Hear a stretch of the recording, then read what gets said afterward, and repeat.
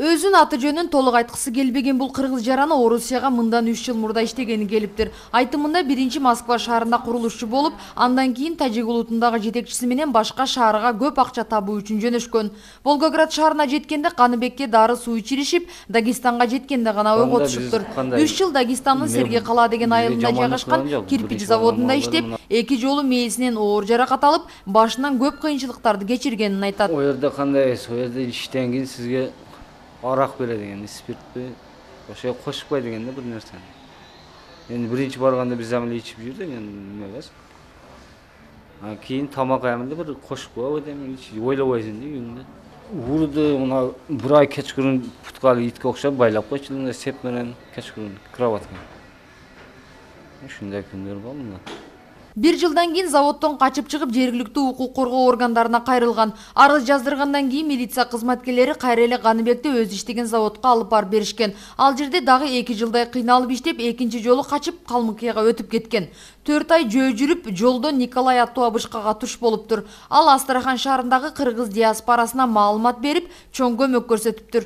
Андан соң консульство аркылуу документтерин жасатып, диаспора өкүлдөрү Москва шаарындагы элчиликке алып келишкен. Кече алып келип, тапшырдык, бул жерде жакшы күтүшүп алды. Балага сразу гостиницада жай беришти, тамак аш беришти. Эми через МУМ аркылуу бул баланы уже Кыргызстанга жөнөтүшмөкчү. Айрым такталбаган маалыматтар боюнча кулчулукта болду деген сөздөр туура эмес. Учурда бул боюнча Кыргызстандын Москва шаарындагы консулдугунда териштирүү иштери башталып, жабырлануучу тарабынан арыз жазылган. Жетиштүү көрсөтмөлөрдөн кийин гана шектүү адамдар суракка алынмакчы. С ним работают наши юристы посольства с целью получения подробной информации о тех доводах, то есть для подтверждения факта того, что он находился якобы в рабстве. Вот эту информацию, соответственно, конечно, мы будем прорабатывать через правоохранительные органы Российской Федерации, в частности, через МВД, прокуратуру, Федеральную службу безопасности. Сейчас, на данный момент, мы уже оформили его заявление и на днях, в самое ближайшее время, в соответствующие компетентные органы Российской Федерации направим.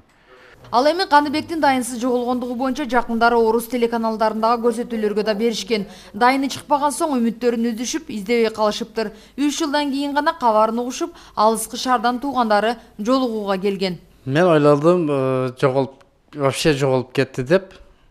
Анан может адам башыга ар нерсе келиши мүмкүн.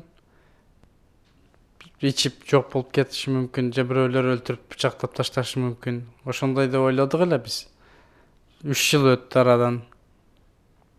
Мага звонок кылып айтыштылар.